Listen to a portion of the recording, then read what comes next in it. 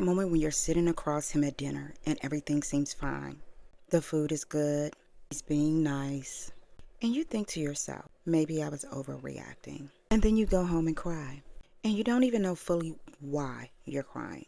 That feeling, that quiet, confusing, exhausting contradiction between what you see on the surface and what you feel in your bones. That's not you being dramatic, sis. That is your body keeping score while your mind is still writing excuses. I spent more time than I would like to admit sitting in that contradiction, telling myself that it wasn't that bad, reminding myself of the good days, counting his good qualities. It was evidence that I would be using in court to convince myself as to why I should stay. And every time I got close to admitting what I already knew, I talked myself right back out of it. If you've ever done that, if you're doing that right now, this video's for you.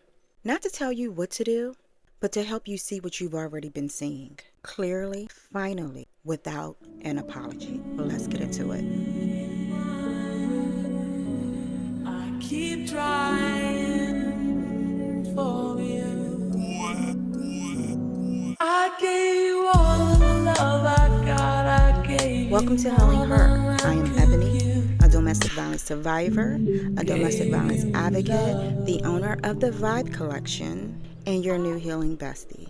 This channel is a safe space for women who are surviving, healing, and rebuilding, and for women who are still in it trying to find their way out. I like to make it very simple and just say this channel is for women who love too hard. If you are new here, drop a hello in the comment section. If you already know this one's for you, stay with me all the way to the end. Today we're talking about signs, not the obvious ones, not the black eyes, not the police calls, the quiet ones, the ones you've been explaining away for months, maybe even years, the ones that live in your body long before they made it to your mouth. Before we get into this list, I want to say something that I feel like you really need to hear. Your body's been trying to tell you something for a very long time now. The tension you feel when you hear his car pull up, the way you mentally run through everything you've did that day to see if anything may trigger him, the exhaustion that lives in your bones, even after a full night of sleep, and the way that you constantly monitor his mood before you even decide if you're going to have a good day. These are not personality traits. This is not anxiety. And this is not you being sensitive, girl. This is your nervous system doing what it is designed to do. Detect a threat and prepare you to survive it. You've been in survival mode. And at this point, survival mode is so familiar, it's just like a regular Tuesday for you. The first sign that you're in a relationship that you need to leave is you feel more relief when he's gone than when he's at home. Think about it. When he leaves for work, when he goes out with his friends, when you have the house to yourself for a few hours. Does your whole body exhale? Do you become a different version of yourself? Lighter, freer, more like the person you used to be? The exhale, that's information, sis. That lightness, that's your baseline. That is who you are when you're not managing someone else's emotions. Let me talk you through a few signs that are easy to explain away because I've done them myself. Sign number one, you're always the one apologizing, even when you know you haven't done anything wrong. Not because you actually believe you were wrong, but because the apology is the fastest way to end the tension. Because keeping peace has become more important than keeping your integrity. Because you learn being right cost you more than it was worth. When you start shrinking yourself to avoid conflict, that's a sign. Sign number two, you have stopped telling people what's really going on. You have a script, a version of your relationship that you present to family and friends, and sometimes even coworkers. Everything is fine. We had a rough patch, but we're working through it. He's been stressed. You leave out the parts that will make people worry. You leave out the parts that will make them ask questions that you're not ready to answer. You leave out the parts that may make him look bad. Isolation is not always him cutting you off from people. Sometimes it's you protecting him from the truth of who he actually is. Protecting him that way means you're carrying everything alone. Sign number three, convince yourself that your needs are unreasonable. You used to know what you wanted, what you needed, and what you deserved. And somewhere in this relationship, those things begin to feel like too much. Like a woman who needed less would be easier to love. That is not a character flaw that you developed. That is a slow, deliberate erosion and it has a name. Sign 4. The good days feel like rewards for surviving the bad ones. This one is subtle, and it's one of the most powerful things that keep a woman stuck. When things are going good, they feel so good. Warm, loving, like the person you fell for is back. And that warmth after the cold feels like proof you made the right decision to stay, that it was worth it, that you earned it. But what you're actually experiencing is the relief of tension being released. A good day is not a glimpse of the relationship potential. It's a part of the cycle, and the cycle always comes back around. 9-5. You are more focused on managing him than living your life. Your mental energy, a huge portion of it, goes towards him. Anticipating his reaction, avoiding his triggers, adjusting your plan, your words, your clothes, your friends, your dreams, all based on what keeps him calm. That's not partnership. That is a full-time, unpaid job you never applied for. Listen to what I said. It is a full-time, unpaid job, most important part, you never applied for. Please stop treating yourself as if you signed up for this. You did not. I want to take a quick second to plug something real quick, and I promise it's right in alignment with what we're already talking about. These are my waist beads from the Vibe collection.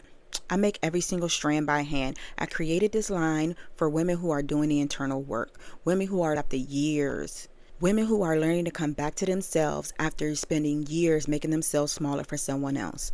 Waist beads have been used by women for centuries as a tool for body awareness, intention, and self-connection. Each strand in the Vibe collection has a name and a meaning and an intention. We have non-negotiable, quiet knowing, reclaimed, stillness, wear what you are becoming. If you are watching this video, you're already doing the work, or you're starting to.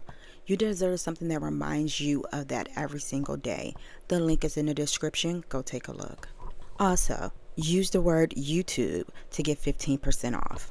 So if you're seeing yourself in any of these signs, and I think you do, because you're still watching, I know you're wondering, why is it so hard for me to say it out loud and mean it? And the simple answer is because leaving is not just a physical act.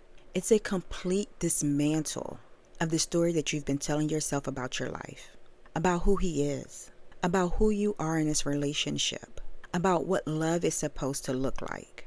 You love him, or you loved who you thought he was. Those feelings are real, and they do not disappear because you recognize the problem. We're actually taught to love through problems, but no one told us that that should never come with self-sacrifice. You have a history, children, maybe a home, a life that's been woven together in ways that feel almost impossible to untangle. You are afraid of what he will do, of what people will say, of being alone, of being wrong, of making a wrong decision, or of being right.